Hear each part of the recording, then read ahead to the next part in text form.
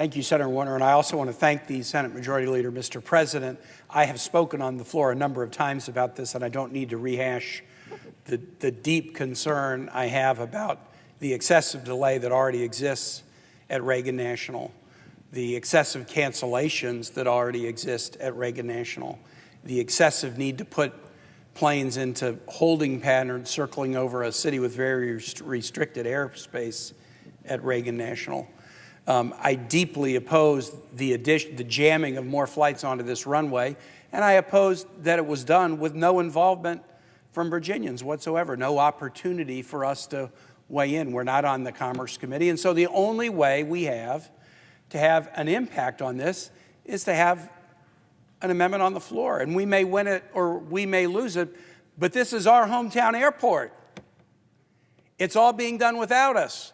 And the only impact we have is to be able to do something on the floor. And so the proposed amendment that I introduced was simply to strip the slots, to follow the advice of the FAA, to follow the advice of the Metropolitan Washington Airports Authority, to follow the advice of people who know what they're doing so as to avoid a potential catastrophe.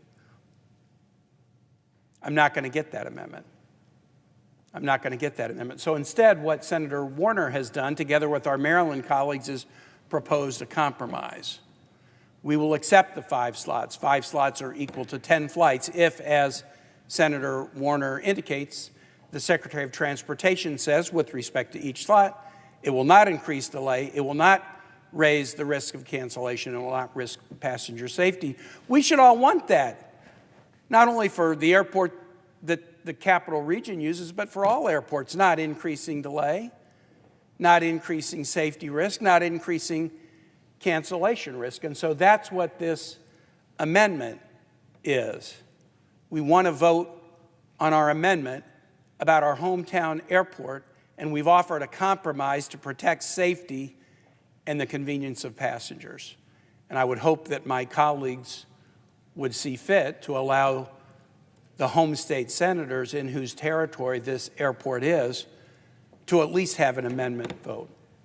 And with that, I yield back to the Majority Leader.